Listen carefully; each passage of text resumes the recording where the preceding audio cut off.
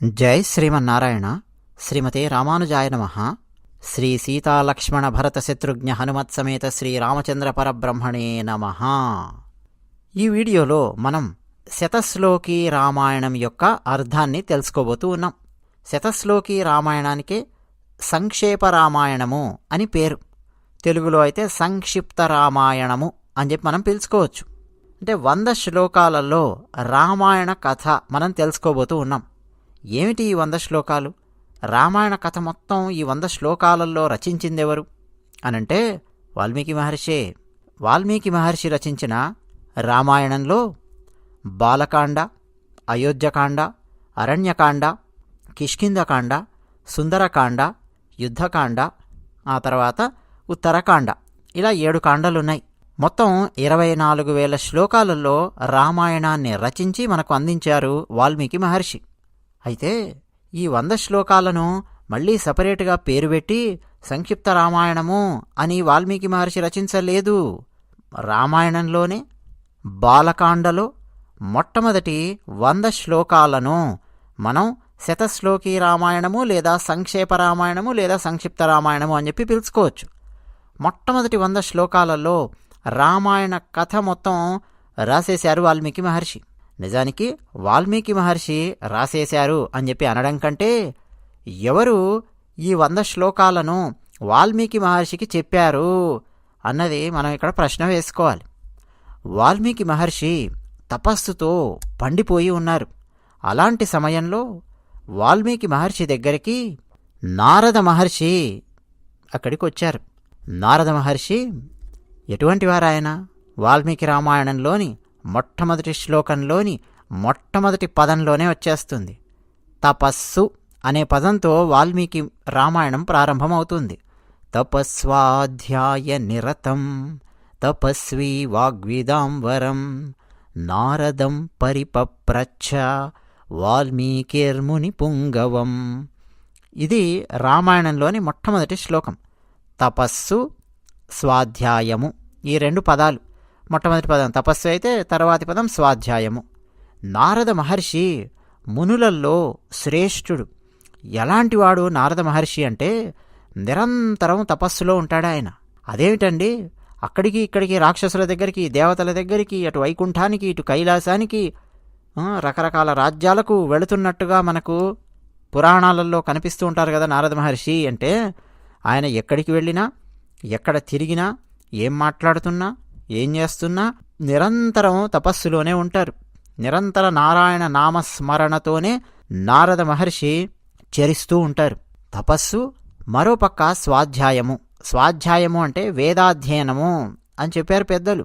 ఓ పక్క తపస్సు, మరోపక్క వేదాధ్యయనంతో పండిపోయి ఉన్నారు నారద మహర్షి. అలాంటి నారద మహర్షి వాల్మీకి మహర్షి దగ్గరికి వస్తే వాల్మీకి మహర్షి నారద మహర్షికి నమస్కరించి పూజించి ప్రశ్నలు వేశారు. ఏమిటా ప్రశ్నలు? కుశల ప్రశ్నలు కావు. రామాయణంలోని 2, 3, 4 శ్లోకాలు మీరు తీసుకుంటే ఉత్కృష్టమైన ప్రశ్నలు, అవసరమైన ప్రశ్నలు వాల్మీకి మహర్షి నారద మహర్షికి వేశారు. ఏమిటి ఆ ప్రశ్నలంటే, అయ్యా నారద మహర్షి, ఈ లోకంలో, ఈ కాలంలో, ఇప్పుడు గుణవంతుడు ఎవ్వరు? వీర్యవంతుడు ఎవ్వరు? ధర్మజ్ఞుడు ఎవరు? కృతజ్ఞత ఉన్నవాడు ఎవరు? సత్యవాక్ పరిపాలన చేసేవారు ఎవరు? దృఢవ్రతుడు ఎవరు? అంతేకాదు చక్కటి చరిత్రతో కూడుకొని ఉన్నటువంటి వారు ఎవరు? అంటే మంచి చరిత్ర ఉండాలి. అంటే ఏమిటి? వాళ్ళ వంశం మొత్తం తీసుకొని చూసినా సరే అద్భుతమైన చరిత్ర ఉండాలి. అలాంటి వారు ఎవరైనా ఉన్నారా ఇప్పుడు? అన్ని భూతములయందు అంటే అన్ని ప్రాణులయందు హితాన్ని కోరుకునేవారు ఎవరు? విద్వాంసుడు ఎవరు? సమర్థుడు ఎవరు? ఏకప్రియదర్శనుడు అన్నారు ఎవరు? ఆత్మజ్ఞానం కలిగి ఉన్నటువంటి వాడు ఎవరు? జితక్రోధుడు ఎవరు? ద్యుతిమంతుడు ఎవరు? అసూయ లేనివాడు ఎవరు? యుద్ధంలో ఎవరికి కోపం వస్తే దేవతలు కూడా భయపడతారో అలాంటి మానవుడు ఎవ్వరు? ఇన్ని లక్షణాలు ఉన్నటువంటి మానవుడు ఎవరైనా ఉన్నారా? వినాలి అని నేను చాలా ఆసక్తిగా ఉన్నాను, కుతూహలంగా ఉంది. మహర్షి, ఇలాంటి గుణాలు కలిగి ఉన్నటువంటి పురుషుని గురించి లేదా నరుని గురించి తెలుసుకోవాలి అని చాలా ఆసక్తితో ఉన్నాను. నాకు సమాధానం చెప్పగలిగే సమర్థత ఉన్నవాడివి నువ్వే నారద మహర్షి, దయ ఉంచి నాకు సమాధానం ఇవ్వు అని వాల్మీకి మహర్షి నారద మహర్షిని ప్రశ్నించారు. వెంటనే నారద మహర్షి సంతోషించి, సరే విను అని చెప్పి, నీ చేత కీర్తింపబడిన ఈ గుణాలన్నీ ఉన్నాయే ఇప్పటిదాకా అడిగావు. సత్యం పలికేవాడెవ్వరు, ధైర్యమున్నవాడెవ్వరు, వీర్యమున్నటువంటి వాడెవ్వరు, వీరత్వం ఉన్నవాడెవరు, దృఢవ్రతుడెవరు, మంచి చరిత్ర ఉన్నవాడెవరు, సమర్థుడెవరు, అన్ని భూతాలయందు హితుడెవ్వరు, ఇలా నువ్వు వరుసగా ప్రశ్నలేసుకుంటూ వెళ్ళావు కదా. చెప్తున్నాను విను. అసలు ఇలాంటి లక్షణాలు, అనేకమైనటువంటి మంచి లక్షణాలు, మంచి గుణాలు ఒకే దగ్గర ఒకే వ్యక్తిలో ఉండడం అన్నది దుర్లభం. కానీ అలాంటి ఒక వ్యక్తి ఉన్నారు. ఎవరో తెలుసా? ఇక్ష్వాకు వంశాన జన్మించినవాడు, ప్రజలందరి చేత కీర్తింపబడేవాడు, రాముడు అనే పేరుతో ప్రఖ్యాతి వహించిన ఒక పురుషుడున్నాడు. ఆ రాముడు నియతాత్ముడు, మహావీర్యుడు, ద్యుతిమంతుడు, ధృతిమంతుడు, మొత్తం అన్నింటినీ తన వశంలో ఉంచుకున్నటువంటి వాడు, బుద్ధిమంతుడు, నీతిమంతుడు, ప్రశస్తమైన వాక్కుగలవాడు, శ్రీమంతుడు, శత్రువులను సంహరించేవాడు, విశాలమైన భుజములు కలిగినవాడు, దీర్ఘభుజుడు, శంఖం వంటి మెడ కలిగినవాడు, విశాలమైన వక్షస్థలం కలిగినవాడు, గొప్ప ధనస్సు కలిగినవాడు, శత్రువులను అణచడంలో ఇక ఆయనకాయనే సాటి, మోకాలి వరకు వేలాడేంతటి పొడవైన బాహువులు కలిగినటువంటి వాడు, ఆజానుబాహు. అంతేకాదు సుందరమైన శిరస్సు గలవాడు, విశాలమైన నుదురు కలిగినవాడు, గొప్ప పరాక్రమము, సుందరమైన పద విన్యాసము కలిగినటువంటి వాడు, సముడు. ఏ అవయవం తీసుకొని చూసినా సరే అన్ని అవయవాలు కూడా చూస్తే సాముద్రిక శాస్త్రాన్ని అనుసరించి గనక చూస్తే శుభలక్షణుడు. నిజానికి నారద మహర్షి సాముద్రిక శాస్త్రం గురించి మాట్లాడలేదు, కానీ మనకు పెద్దలు చెప్పి ఉన్నారు. 11వ శ్లోకంలో వస్తుంది. ఇప్పుడు మనం మాట్లాడుకుంటున్నటువంటి దాంట్లో సమ సమ విభక్తాంగ స్నిగ్ధవర్ణ ప్రతాపవాన్ పీనవక్ష విశాలాక్షో లక్ష్మీవాన్ శుభలక్షణ. సముడు. సముడు అంటే ఎవరండి? అంటే మరీ ఎక్కువ పొడువుగా ఉండకుండా, పొట్టిగా ఉండకుండా, మధ్యస్థంగా ఉండేవాడు. అలాంటి వారిని సమహ అని చెప్పి ప్రయోగిస్తారు అని చెప్పి పెద్దలు అంటారు. షణ్ణవత్యంగుళోత్సేద సార్వభౌమో భవే నృప. 96 అంగుళాల ఎత్తు ఉన్నవాడిని సార్వభౌముడు అని చెప్పి పిలుస్తారు సాముద్రిక శాస్త్రంలో. అలాగే సమవిభక్తాంగ అని చెప్పి అన్నారు. అంటే ఇక సాముద్రిక శాస్త్రాన్ని చూస్తే అసలు ఇలా ఉంటాడా, ఒక పురుషుడు అంటే ఇలా ఉంటాడా చూస్తే అని చెప్పి అనిపిస్తుంది. అలా ఉంటాడు.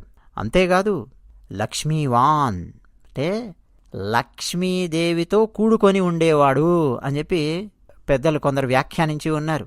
అంటే ఆయన నుంచి లక్ష్మిని విడదీయడం అనేది సాధ్యం కాదు. అలా ఉంటాడు. శుభలక్షణ, మంచి లక్షణాలతో ఉంటాడు. ఇలాంటి వాడు నాడయ్యా రాముడు అని. ఎలాంటివాడు? ధర్మజ్ఞ సత్యసంధశ్చ ప్రజానాంచ హితే రతః యశస్వి జ్ఞాన సంపన్న శుచిర్వశ సమాధిమాన్. ధర్మజ్ఞుడు, సత్యసంధుడు, ప్రజలకు మేలు చేయాలి అన్న ఆలోచననే నిరంతరం ఉంటుంది. ప్రజలకు ఎలా మేలు చేయాలి అన్న విషయంలోనే ఆయనకు ఆసక్తి. ప్రజాహితాన్ని కోరుకుంటాడు. యశస్వి, జ్ఞాన సంపన్నుడు, పరిశుద్ధుడు, పెద్దవాళ్లకు లొంగి ఉంటాడు, సమాధి గలవాడు అన్నారు. ఇదంతా కూడా అండి నారద మహర్షి వాల్మీకి మహర్షికి వివరిస్తూ ఉన్నారు. వాల్మీకి మహర్షి ప్రశాంతంగా వింటూ ఉన్నారు. అంతేకాదు ఎలాంటి వాడో తెలుసా? ప్రజాపతి సమశ్రీమాన్, బ్రహ్మతో సమానమైనవాడు, శ్రీమంతుడు, ధాత అంటే పోషకుడు అని చెప్పి అర్థం. శత్రువులను నిరసించేవాడు, శత్రువులను భేదించేవాడు, మొత్తం జీవ సమూహాన్ని రక్షించేవాడు, ధర్మాన్ని పరిరక్షించేవాడు, తన ధర్మాన్ని రక్షిస్తూ తన జనులను రక్షిస్తూ వేదాల యొక్క వేదాంగాల యొక్క తత్వాన్ని తెలిసినటువంటి వాడు. అంతేకాదు ధనుర్వేదము అంటే ప్రత్యేకమైన శ్రద్ధ ఆయనకు. రక్షిత స్వస్య ధర్మస్య స్వజనస్య చ రక్షిత వేద వేదాంగ తత్వజ్ఞో ధనుర్వేదే చ నిష్ఠితః. అంటే రక్షిత స్వస్య ధర్మస్య అంటే తన యొక్క శరణాగత రక్షణ ఆ రూపంతో నిరంతరం భాసిల్లుతూ ఉంటాడు. వేదాల యొక్క అర్థము, వేదాంగాల యొక్క అర్థము తత్వార్థములు అవన్నీ లోతుగా తెలిసినటువంటి వేదాంగ తత్వజ్ఞుడు అయినా సరే ధనుర్వేదేచ నిష్ఠిత. ధనుర్వేదము అంటే ఏం లేదండి, ధనస్సు పట్టుకోవడము, ఎలా పట్టుకోవాలి, ఎలా నారి బిగించాలి, బాణాన్ని ఎలా సంధించాలి, ఎలా ఎక్కుబెట్టాలి, ఎలా ప్రయోగించాలి, దివ్యమైన అస్త్రాలను ఎలా ప్రయోగించాలి, ప్రతి అస్త్రాన్ని ప్రయోగించడమే కాదు ఉపసంహారం తెలియాలి, ఉపసంహారము తెలుసు, ఎంతమంది వచ్చినప్పుడు ఏ విధంగా యుద్ధం చేయాలి, ఇవన్నీ తెలిసినటువంటి వాడు రాముడు. అంతేకాదు సకల శాస్త్రాల యొక్క అర్థాలు, వాటిలో ఉండే తత్వము, నిగూఢమైన అర్థాలు అన్నీ తెలుసు ఆయనకు. అంతేకాదు ఆ తెలుసుకున్న విషయాలు మర్చిపోడు, ప్రతి విషయం కూడా ఆయనకు గుర్తుంటుంది. సద్యస్ఫురణ ఉన్నటువంటి ప్రతిభావంతుడు, లోకాలన్నింటికీ ప్రియమైనవాడు, సత్పురుషుడు, సాధువు. అంతేకాదు దైన్యము లేనివాడు, విచక్షణుడు. నదులన్నీ వెళ్ళి సముద్రంలో ఎలాగైతే కలిసిపోతూ ఉంటాయో అలా ప్రతి సత్పురుషులు ఈయన దగ్గరకు వస్తూ ఉంటారు, ఈయన దగ్గరకు వచ్చి ఈయనను సేవిస్తూ ఉంటారు. అలాంటి మహనీయుడు. అంతేకాదు సదైక ప్రియదర్శన, అసలు చూడగానే మనకు ప్రీతి కలుగుతుంది, చూడగానే మనకు సంతోషం కలుగుతుంది.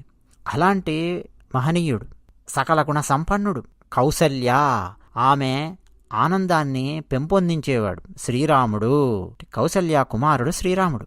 గాంభీర్యంలో సముద్రంలా ఉంటాడు, ధైర్యంలో హిమవత్ పర్వతంలా అంటే హిమాలయంలా ఉంటాడు. విష్ణునా సదృశో వీర్యే, వీరత్వంలో విష్ణువుతో సమానుడు. చంద్రునిలాగా ప్రియదర్శనుడు అంటే ఆహ్లాదాన్ని కలిగిస్తాడు. క్రోధంలో ప్రళయ కాలాగ్ని లాంటివాడు. క్షమాగుణంలో భూమితో సరి సమానుడు. త్యాగం చేయడంలో కుబేరునితో సమానుడు. సత్యములో ధర్మదేవత లాంటివాడు రాముడు. ఇలాంటి సకల కళ్యాణ గుణాలతో సంపన్నమై సమృద్ధిగా ఉన్నాడు. ఇలాంటి గుణాలతో సమృద్ధిగా ఉన్నాడు. అంతేకాదు మొక్కవోని పరాక్రమం కలిగినటువంటి వాడు. ఈ శ్రేష్టమైన గుణాలన్నింటితో కూడుకొని ఉన్నవాడు.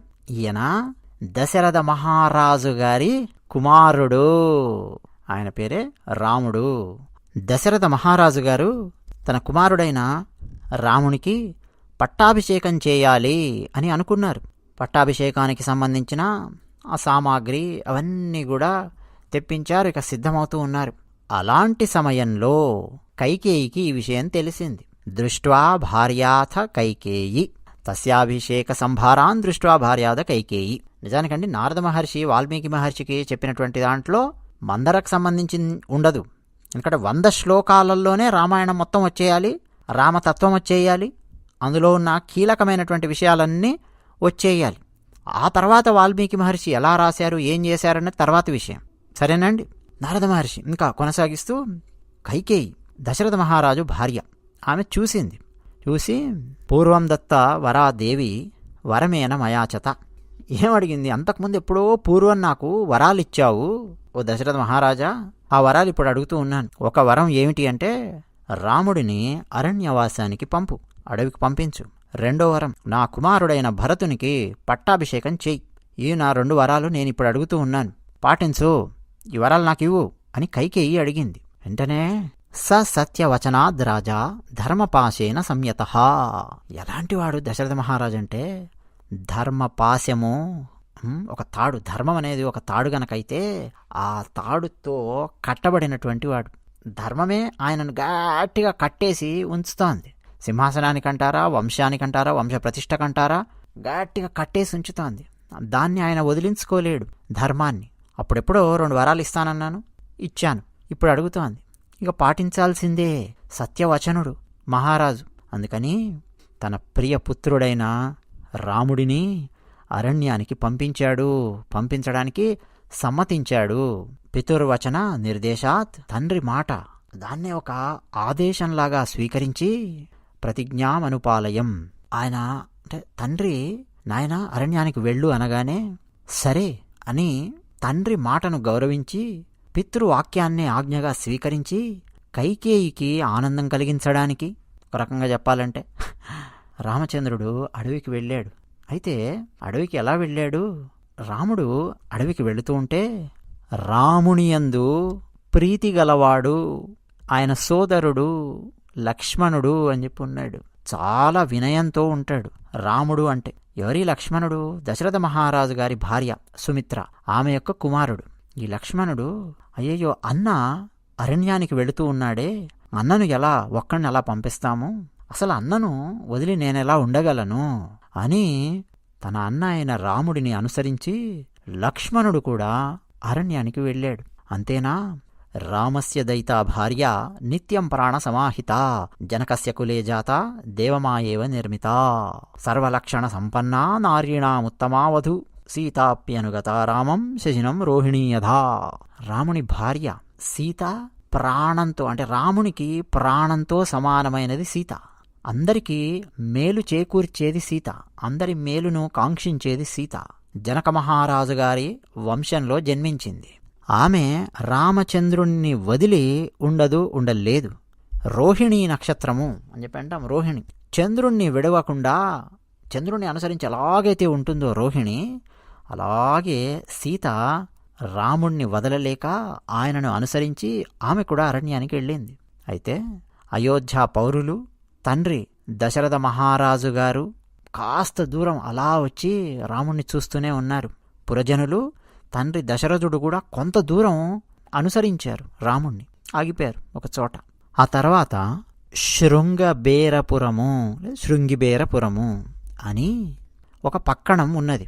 పక్కణము అంటే ఏం లేదండి, అంటే వింటున్న వాళ్ళ కోసం అందరి కోసం చెప్తూ ఉన్నాను. పక్కణము అంటే అడవిలో ఉన్నటువంటి గ్రామము అనుకోవచ్చు, లేదా అడవిని ఆనుకొని ఉన్నటువంటి గ్రామము అని చెప్పి కూడా అర్థం చేసుకోవచ్చు. చుట్టూ మొత్తం అడవి ఉంటుంది, మధ్యలో గ్రామం ఉంటుంది. లేదు అడవుల్లోనే పెద్ద గ్రామం ఒకటి ఉందనుకోండి, దాని పక్కణము అని చెప్పి పిలుస్తారు. శృంగిబేరపురము. నిషాదులు ఉంటారు. ఆ నిషాదుల ప్రభువు గుహుడు అని ఉన్నాడు.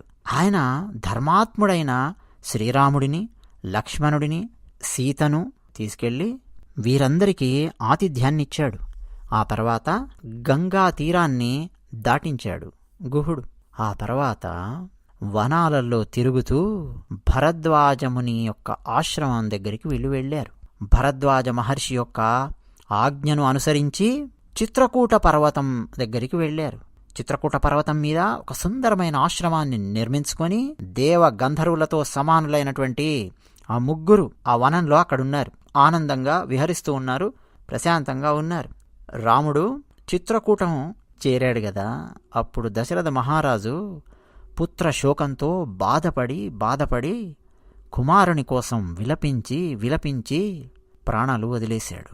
రాజా దశరథ స్వర్గం జగామ విలపన్సుతం అన్నారు నారద మహర్షి. దశరథ మహారాజు స్వర్గానికి వెళ్ళిపోయాడు. అంటే ఏంటి, ప్రాణాలను వదిలేశాడు. మహారాజు చనిపోయిన తర్వాత మహాసమర్థుడు, మహాబలుడు అయినటువంటి భరతుడు, వశిష్ఠుడు మొదలైన అయోధ్యలోని పురోహితులు, బ్రాహ్మణులు వాళ్ళందరినీ తీసుకుని పదండి అడవికి అన్నాడు. అడవికి ఎందుకు నాయనా, రాజ్యం పాలించు అని చెప్పి వాళ్ళంటే రాజ్యాన్ని పాలించడానికి భరతుడు ఒప్పుకోలేదు. భరతుడు పూజ్యుడైన రాముడిని ఒక్కసారి కలిసి రామానుగ్రహం పొందాలి అని, తిరిగి రామునికి ఈ అయోధ్యను అప్పగించాలి అని మంచి సంకల్పంతో భరతుడు పెద్దలను, పురోహితులను, వశిష్ఠుడిని వీళ్ళందరినీ తీసుకుని అరణ్యానికి బయలుదేరాడు.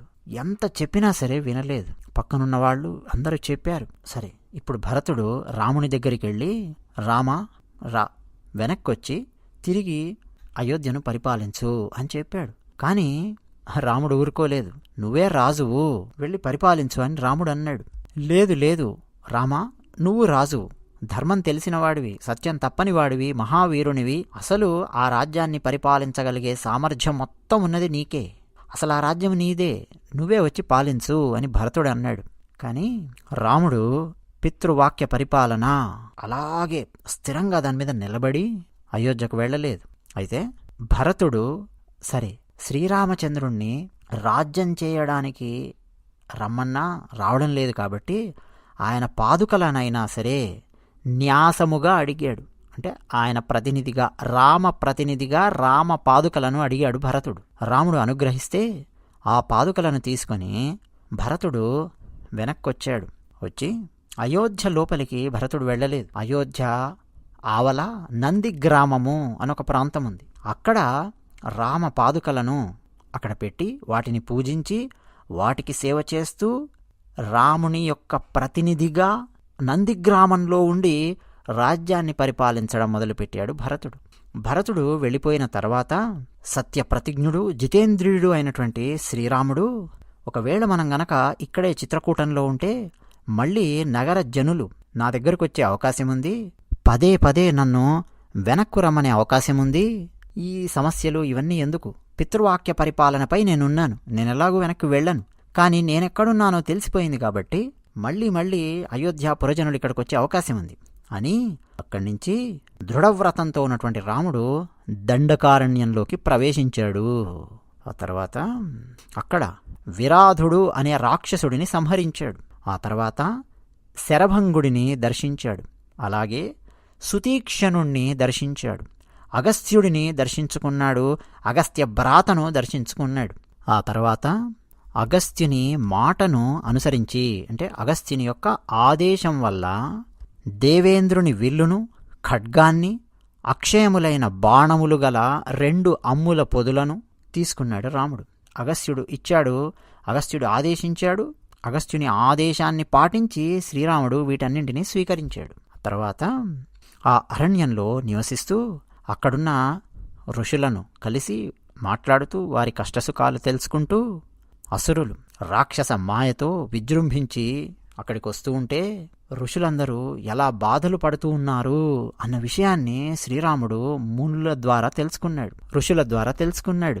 ఇక ఆ రాముడు రాక్షసులు సంహరించే ఆ దండకారణ్యంలో తిరుగుతూ ఋషులకు మాటిచ్చాడు.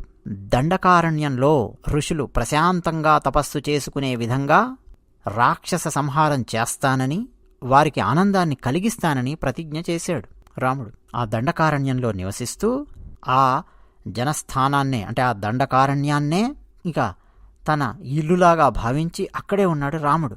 అక్కడికొచ్చింది కామరూపిణి అయినటువంటి శూర్పణఖ. అంటే ఏ రూపం కావాలంటే ఆ రూపాన్ని పొందగలిగే మాయలు ఉన్నటువంటి శూర్పణఖ అనే రాక్షసి రాముని దగ్గరికి వచ్చింది. వచ్చి ఆయన వివాహం చేసుకుంటాను అన్నది. వద్దు అన్నాడు. లక్ష్మణుడి దగ్గరకు పంపించాడు. ఇక రామ లక్ష్మణ వీళ్ళిద్దరి మధ్యలో శూర్పణఖ అటు ఇటు తిరుగుతూ మొత్తానికి రాముడు శూర్పణఖకు విరూపం చేయించాడు. విరూపితా శూర్పణఖ, ముక్కు చెవులు గోయించాడు. ఆ తర్వాత శూర్పణఖ మాటల వల్ల యుద్ధానికి సిద్ధమయ్యొచ్చారు రాక్షసులు. ఖరుడు, త్రిశిరసుడు, దూషణుడు, ఇట్లా రకరకాల రాక్షసులున్నారు. ఆ రాక్షసుల యొక్క అనుచరులు కూడా ఉన్నారు. వాళ్ళందరూ రాముడి మీదకి యుద్ధానికి వస్తే రాముడు యుద్ధం చేసి వాళ్ళందరినీ చంపేశాడు. వనే తస్మిన్ నివసతా జనస్థాన నివాసినాం రాక్షసాం నిహతా న్యాసన్ సహస్రాణి చతుర్దశ అంటే 14,000 మంది రాక్షసులను ఆ దండకారణ్యంలో శ్రీరాముడు సంహరించాడు. ఆ తర్వాత ఈ సంఘటన మొత్తం తెలుసుకున్న రావణాసురుడు క్రోధంతో సీతను అపహరించడానికి మారీచుడు అనే రాక్షసుని సహాయాన్ని అర్థించాడు. ఆ రావణాసురుడు మారీచుడిని అడగగానే మారీచుడు చెప్పాడు, రావణ, నీకు ఆ మహాపరాక్రమవంతుడు బలవంతుడు అయినటువంటి రామునితో విరోధం వద్దు అని రకరకాలుగా చెప్పాడు. ఎన్ని రకాలుగా చెప్పినా సరే రావణాసురుడు వినలేదు. రావణాసురుని తల మీద మృత్యువు నాట్యం చేస్తూ ఉంటే ఎలా వింటాడు? అందుకని మారీచుణ్ణి ఇక బలవంత పెట్టాడు. ఒకవేళ మారీచుడు కనుక సహాయం చేయకపోతే మారీచుణ్ణి సంహరిస్తానన్నాడు.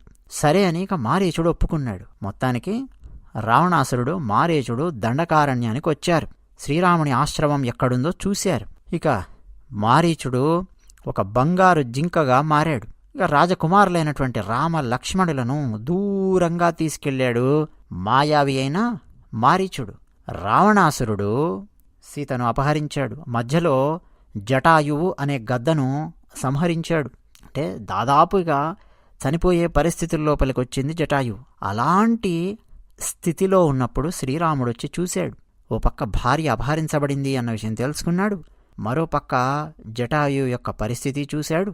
ఆ తర్వాత జటాయువుకు ఉత్తరక్రియలు జరిపించి రామలక్ష్మణులు సీతను వెతుకుతూ అలా వెళుతూ వికృత రూపంలో ఉన్న భయంకరమైన కబంధుడు అనే రాక్షసుణ్ణి చూశారు. ఇక ఆజానుబాహుడైన శ్రీరాముడు కబంధుణ్ణి సంహరించి కబంధుని శరీరాన్ని దహించివేశాడు.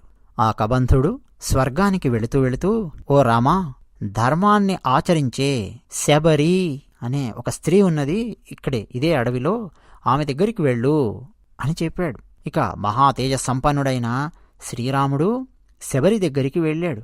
దశరథ కుమారుడైన ఆ శ్రీరాముణ్ణి శబరి పూజించింది. తర్వాత పంపాతీరంలో శ్రీరాముడు వానరుడైన హనుమంతుణ్ణి కలిశాడు. హనుమంతుణ్ణి మాట వల్ల శ్రీరాముడు సుగ్రీవుని దగ్గరికి వెళ్ళాడు. మహాబలుడైన శ్రీరాముడు సుగ్రీవునికి ఏం జరిగిందో విషయమంతా చెప్పాడు. సీతాపహరణం వరకంతా చెప్పాడు. మొత్తం విన్నాడు సుగ్రీవుడు. సరే, సీతాన్వేషణ అన్నది చాలా కీలకమైనది, నేను సహాయం చేస్తాను అన్నాడు సుగ్రీవుడు. దానికంటే ముందు రామునితో అగ్ని సాక్షిగా మైత్రి చేసుకున్నాడు సుగ్రీవుడు. ఆ తర్వాత ఈ వానర రాజు అయిన సుగ్రీవుని యొక్క కథ విన్నాడు రాముడు. సుగ్రీవునికి వాలికి మధ్య విరోధం ఉన్నది అని తెలుసుకున్నాడు రాముడు. వాలిని సంహరిస్తాను అని ప్రతిజ్ఞ చేశాడు. అయితే వాలి బలం ఏమిటో తెలిసిన సుగ్రీవుడు రాముని పరాక్రమంపై కాస్త అనుమానం వ్యక్తం చేశాడు, అంటే శంకించాడు. వెంటనే రాముడు సుగ్రీవునికి విశ్వాసం కలిగించడం కోసం పెద్ద పర్వతంతో సమానమైన దుందుభి అనే రాక్షసుని యొక్క అస్థిపంజరం అక్కడ పడి ఉంటే దాన్ని రాముడు తన కాలి బొటన వ్రేలితో ఎత్తి 10 యోజనాలకు తక్కువ కాకుండా దూరం విసిరేశాడు కాలి బొటన వేలితో. ఆ తర్వాత శ్రీరాముడు 7 సాలవృక్షాలను, పర్వతాన్ని, రసాతలాన్ని కూడా ఒకే బాణంతో భేదించి తన బలం పరాక్రమం ఏమిటో చూపించాడు. ఆ తర్వాత సుగ్రీవునికి విశ్వాసం వచ్చింది. ఇక సుగ్రీవుడు వాలి వీళ్ళిద్దరి మధ్య యుద్ధం జరిగింది. రాముడు ఒకే బాణంతో వాలిని సంహరించాడు. సుగ్రీవుని మాట వల్ల యుద్ధంలో వాలిని చంపి ఆ తర్వాత రాముడు ఆ రాజ్యానికి సుగ్రీవుణ్ణి రాజుగా చేశాడు. వానర శ్రేష్ఠుడైన సుగ్రీవుడు వానరులందరినీ పిలిపించి జనక మహారాజు కూతురైన సీతాదేవిని అన్వేషించాలి అని 4 దిక్కులకు వానర వీరులందరినీ పంపించాడు. ఆ తర్వాత అత్యంత బలం కలిగిన హనుమంతుడు సంపాతి అనే ఒక గ్రద్ద దగ్గరికి వెళ్ళాడు. ఆ సంపాతి చెప్పిన మాట వల్ల 100 యోజనాల విస్తారంగా ఉన్నటువంటి సముద్రాన్ని లంఘించాడు హనుమంతుడు. రావణాసురుని చేత పరిపాలించబడుతున్న లంకా పట్టణానికి వెళ్ళి అక్కడ అశోకవనంలో రాముణ్ణే ధ్యానిస్తూ ఉన్న సీతమ్మను దర్శించాడు. ఆ తర్వాత హనుమంతుడు రాముడిచ్చిన అంగుళీయకాన్ని, ఉంగరాన్ని సీతమ్మ వారికి సమర్పించి రాముడి పరిస్థితి ప్రస్తుతం ఏమిటో ఆ వృత్తాంతమంతా తెలిపి సీతాదేవిని ఓదార్చి అశోకవనాన్ని మొత్తం ధ్వంసం చేశాడు. 5 సేనా నాయకులను చంపి 7 మంత్రి కుమారులను సంహరించి శూరుడైన అక్షకుమారుణ్ణి సంహరించి చివరకు బ్రహ్మాస్త్రానికి కట్టుబడ్డాడు. మహాపరాక్రమం కలిగినటువంటి హనుమంతుడు ఆయన బ్రహ్మాస్త్రానికి కట్టుపడగానే వెంటనే రాక్షసులు తాళ్లతో హనుమంతుణ్ణి బంధించి రావణాసుని దగ్గరికి తీసుకొని వెళ్ళారు. ఆ తర్వాత హనుమంతుని తోకకు నిప్పు పెట్టారు. అయితే హనుమంతుడు ఆ అగ్నితో లంకా పట్టణాన్ని దహించి తిరిగి రామునికి శుభవార్త చెప్పడం కోసం వెనక్కొచ్చాడు. ఆ హనుమంతుడు రాముణ్ణి చేరి ప్రదక్షిణం చేసి దృష్టా సీత అన్నాడు. అంటే చూడబడినది సీతమ్మ అన్నాడు. అంటే చూశాను సీతను, చూడబడినది సీతమ్మ అని చెప్పి అన్నాడు. రాముడు ఆనందించాడు. ఇక ఆ తర్వాత సుగ్రీవునితో కలిసి రాముడు సముద్ర తీరానికి వచ్చాడు. తన బాణాలతో సముద్రాన్ని క్షోభింపజేశాడు. ఇక సముద్రుడు తన నిజ రూపాన్ని చూపిస్తూ రాముని దగ్గరికి వచ్చి సేతువు నిర్మించమని సముద్రుడు సలహా ఇచ్చాడు. పైగా నలుడు అని చెప్పి ఒక వానరుడున్నాడు మీ దగ్గరే, ఆయన చేత నిర్మింపజేయండి అన్నాడు. ఇక రాముడు సేతువు నిర్మింపజేసి ఆ సేతువు మీద లంకా నగరానికి వెళ్ళి యుద్ధంలో రావణాసురుడిని అతని వంశంతో సహా మొత్తం చంపి సంహరించి యుద్ధంలో సీతమ్మను పొంది తిరిగి ఆమెను వెనక్కి తీసుకురావాలి అంటే కాస్త సంశయించాడు. రాముడు ఆమెతో కాస్త పరుషంగా మాట్లాడాడు. పతివ్రత అయిన ఆ సీత ఆ మాటలను ఓర్చుకోలేక అగ్నిలో ప్రవేశించింది. తర్వాత రాముడు అగ్నిదేవుని మాట వల్ల సీతను దోషములేనిదానిగా గుర్తించి ఆమెను తిరిగి స్వీకరించాడు. ఆ తర్వాత సకల దేవతలచే పూజించబడి రాముడు ప్రకాశించాడు. ఆ రాముని యొక్క అద్భుతమైన రావణ వధ అనే ఈ గొప్ప కార్యంతో దేవతలు, ఋషులు, చరాచరములు అన్నీ కూడా 3 లోకాలలో ఉన్నటువంటి వారందరూ కూడా సంతుష్టి చెందారు. రాముడు రాక్షసేంద్రుడైన విభీషణుణ్ణి లంకా నగరానికి పట్టాభిషిక్తునిగా చేసి, ఆ తర్వాత రాముడు పుష్పక విమానంలో సుగ్రీవ విభీషణాది మిత్రులందరితో కలిసి అయోధ్యానగరానికి బయలుదేరాడు. అయితే భరద్వాజాశ్రమం కనిపించగానే భరద్వాజ మహర్షి ఆశ్రమానికి వెళ్ళి మహర్షికి నమస్కరించి ఆంజనేయస్వామిని భరతుని దగ్గరకు పంపించాడు. ఆ తర్వాత రాముడు సుగ్రీవునితోనూ విభీషణునితోనూ వీళ్ళందరితో కలిసి పుష్పక విమానమెక్కి వెనక్కి వస్తూ అసలు తాము అయోధ్య నుంచి బయలుదేరి వస్తున్నప్పుడు అసలు ఏమేం జరిగిందో వాటన్నింటినీ, ఆ కథలన్నింటినీ చెబుతూ నందిగ్రామానికి వెళ్ళాడు. అక్కడికెళ్ళి ఏ దోషాలు లేనివాడైనటువంటి రాముడు నందిగ్రామంలో సోదరులందరినీ కలిసి అప్పటి వరకు తాను ధరించినటువంటి జడలను విసర్జించి సీతతో కలిసి తిరిగి రాజ్య పట్టాభిషేకం పొందాడు. శ్రీరాముడు రాజ్యం చేస్తుంటే లోకం సంతోషించింది. జనులందరి హృదయాలలో సంతృప్తి. ఎక్కడ చూసినా ప్రజలు ధర్మాన్ని ఆచరిస్తూ ఉన్నారు. శారీరక వ్యాధులు గాని, మానసిక రోగాలు గాని, కరువు గాని, భయం గాని లేకుండా ఆనందంగా జీవించారు. ఎక్కడ చూసినా సరే పుత్రులు ఎవ్వరూ కూడా తమ ముందు చనిపోవడం ఏ తల్లిదండ్రులు రామరాజ్యంలో చూడలేదు. అంటే తల్లిదండ్రులే ముందు మరణించారు గాని తల్లిదండ్రుల ముందు తమ పిల్లలు చనిపోవడం ఎవరు చూడలేదు. రామరాజ్యంలో స్త్రీలు భర్తలు గలవారై ఉన్నారు. విధవలుగా ఎప్పుడు కూడా వారు కనిపించలేదు. నిత్యం పతివ్రతల్లాగా ఉన్నారు. అంతేకాదు అగ్ని వల్ల పుట్టినటువంటి భయమే లేదు. అంటే అగ్ని ప్రమాదాలు లేవు, జంతువుల సమస్యలు లేవు, మనుషులు నీళ్లలో మునిగి చనిపోవడం లేదు. అంటే అలాంటి భయాలు లేవు. గాలి వల్ల ఉత్పాతాలు లేవు, ఉపద్రవాలు లేవు, జ్వరం లేదు, ఆకలి లేదు, దొంగలు లేరు. ఇలాంటి భయాలే లేవు. నగరాణిచ రాష్ట్రాలు అంటే ఇక పల్లెలు ఇవన్నీ కూడా పట్టణములు అన్నీ ధనధాన్యములతో ఉన్నాయి. కృతయుగంలో ఎలా ఉండేది అని జనులు చెప్పుకునేవారో రామరాజ్యం అలా ఉండేది. సంతుష్టులై ఉన్నారు. ఇలాంటి గొప్ప కీర్తి కలిగినటువంటి శ్రీరాముడు ఎన్నెన్నో అశ్వమేధ యాగాలను చేసి, అదేవిధంగా ఎన్నెన్నో యజ్ఞాలను చేసి, ఇక లెక్కకు మించి కోట్ల కొద్దీ ఆవులను అసలు లెక్క పెట్టడానికి మనకు శక్యం కాదు అంతటి ధనాన్ని బ్రాహ్మణులకు దానమిచ్చాడు. అలాంటి శ్రీరాముడు ఎంత అద్భుతంగా పరిపాలించాడో ఇక మనం చెప్పలేం. అయోధ్య నగరాన్ని ఒక భయం లేదు, బాధ లేదు, ఆనందమే ఆనందం. 4 వర్ణాల వారు కూడా తమ తమ ధర్మాలను పాటిస్తూ ఆనందంగా జీవించారు. రాముడు మొత్తం 11,000 సంవత్సరాలు రాజ్యం చేసి, రాజ్యాన్ని ఇంత చక్కగా పరిపాలించి ఆయన ఉండే లోకానికి ఆయన వెళ్ళిపోయాడు. పవిత్రము, పాపాలన్నింటినీ నశింపజేసేది, వేదములతో సమానమైనది అయిన ఈ రామచరిత్రను ఎవరైతే చదువుతారో వారు సర్వ పాపాల నుంచి విముక్తి పొందుతారు. ఆయుష్యకరమైన సత్యమైన ఈ రామాయణ కథను చదివే మనుషులు పుత్ర పౌత్రులతో బంధు సమూహంతో కూడా శరీరం విడిచిన తర్వాత పరమపదాన్ని వారు పొందుతారు. ఇక ఈ రామాయణాన్ని చదివే బ్రాహ్మణులు తమ వాక్కు శ్రేష్టత్వాన్ని పొంది, అంటే వేదాంగాలు చదివే బ్రాహ్మణుల గురించి చెప్తున్నారు, వారి వాక్కు శ్రేష్టత్వాన్ని పొంది బ్రాహ్మణులు ఆ విధంగా ఆనందిస్తారు. క్షత్రియుడు గనక చదివితే క్షత్రియుడు రాజత్వాన్ని పొందుతాడు.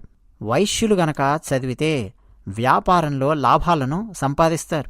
శూద్రులు ఎవరైనా సరే చదివితే వారు ఎన్నెన్నో విషయాలలో గొప్పతనాన్ని వారు పొందుతారు.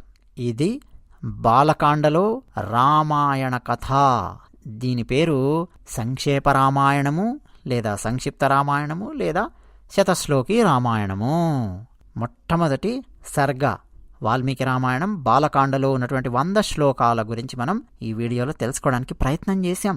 ఇదంతా అయిన తర్వాత 2వ సర్గ ప్రారంభమవుతుంది.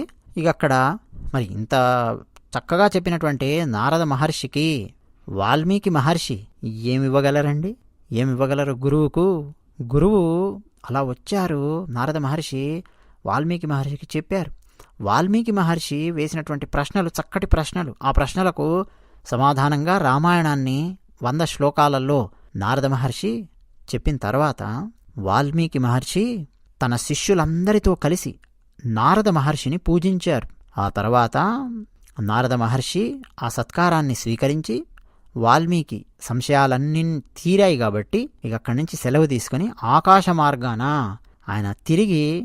ఆయన ఎటు వెళ్లాలో నారద మహర్షి అటు వెళ్ళిపోయారు.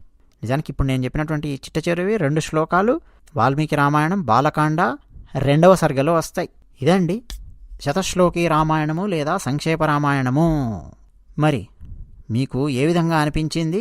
తర్వాత ఏం జరిగింది వాల్మీకి మహర్షి జీవితంలో? రామాయణం ఎలా రాశారు, ఎందుకు రాశారు, ఏం చేశారు, అవన్నీ మనం ముందు ఎప్పుడైనా సరే అవకాశం వచ్చినప్పుడు చెప్పుకుందాం. ఇతిహాసం ఛానల్ నచ్చితే సబ్స్క్రైబ్ అవ్వండి, వీడియో నచ్చితే లైక్ కొట్టండి. జై శ్రీమన్నారాయణ.